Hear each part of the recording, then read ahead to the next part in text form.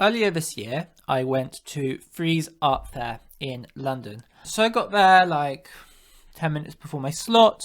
Getting in was a bit of a nightmare. They have this whole system where you have to queue up to show your your vaccine passports. Then you get a wristband. Then you go to like the other side. Then you start queuing. So I did all that. A bit chaotic, but it was fine. And I was just waiting. Had a backpack. No worries. Quite a few people ahead of me. Slowly I was getting in. As I got towards the front of this queue, a member of the security came up to me and they were like, "What's in your backpack?" And I was just like, I did like a jacket and a water bottle and like a cereal bar. And he was like, "Why have you brought a backpack to Frieze?" And I was like, "What?" Like, I didn't know that I couldn't, like, I just needed it.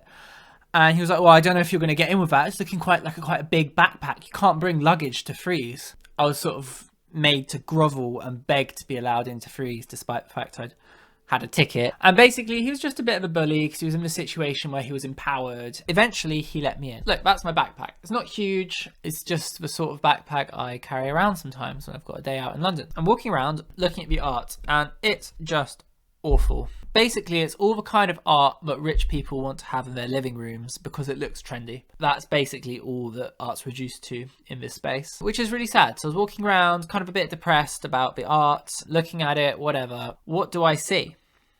What do I see?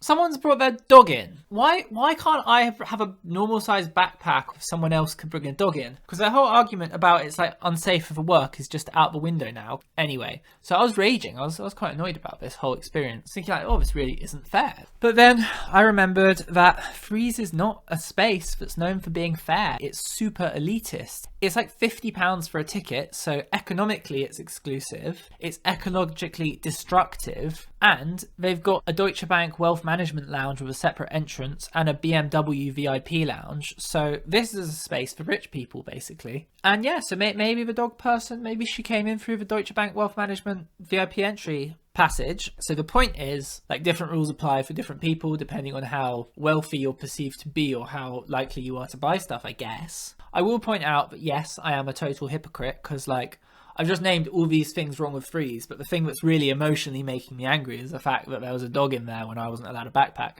So yeah, I'm a hypocrite and I paid for a ticket. So I bought in. I was walking around and I found a bookshop and I was like, oh, great. Like, I love a bookshop. Great opportunity to just look at some books rather than look at some average paintings.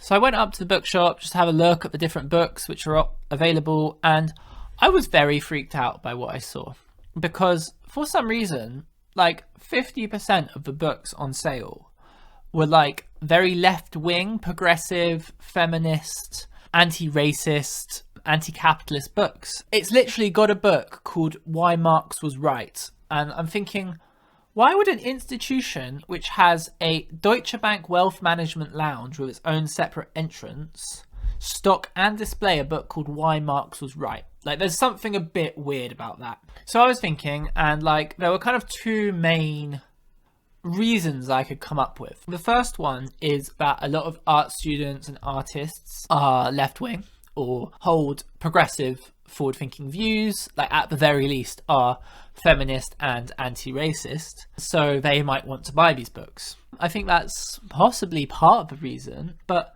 Frieze make a lot of money. They don't need that extra tenner from me buying a book about feminism or anti-capitalism. Like, they've got bigger fish to catch. I personally don't think that's the main reason they choose to stock these books. I think there's a secondary motive beyond the selling of those books.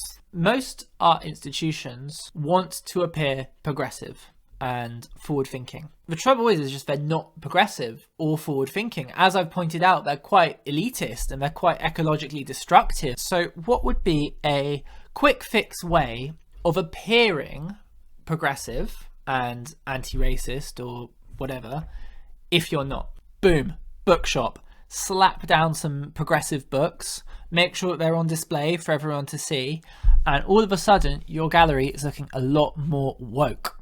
Easy. To me, this whole sticking progressive galleries in your bookshop stunt reminds me of the posting a black square trend after the murder of George Floyd. Like, again, it was mostly white liberals who, like me, who did the black square thing. And it was basically a very easy way of pretending to show solidarity without having to do any actual hard work. I think something similar is happening here. It's an easy way to look woke without having to do any hard work or make any structural changes to your organization. But I think we can go even deeper with this. Like, the Slovenian philosopher Slavoj Žižek points out that anti-capitalism is widely disseminated under capitalism, and that rather than damaging capitalism, all these anti-capitalist gestures actually help to reinforce capitalism. And Žižek uses the example of WALL-E. He says that this Disney film, which has an anti-capitalist message about the earth being destroyed because of overconsumption, did our anti-capitalism for us and therefore helped us to continue consuming, because we've acknowledged in our hearts that capitalism's bad, and by doing that we kind of free ourselves, let ourselves off the hook a little bit to continue doing capitalism. I think this functions in a totally similar way, and Frieze are not the only institution to pull this trick. All the gallery bookshops stock these books. Like, if you went to the Serpentine Sackler Gallery in London, which has for a long time been funded by the Sackler family, who started the opioid crisis in America, basically as aggressively neoliberal as you can get, you will find copies of Karl Marx. And it's like, why? Why would an institution about art funded by like intense neoliberal corporations stock these books? And it's because it is a really quick fix way of looking progressive. I'm sure of it. And this is not to say that we shouldn't buy the books or that we shouldn't read them, or it's not admirable if you buy those books and read them. I'm just saying that their primary function is not as books, but as signposts to say we are progressive. That's what I'm trying to say. Anyway, thanks so much if you watched to the end. Like, subscribe, do all that sort of thing. You know what to do. Cheers. Thank you.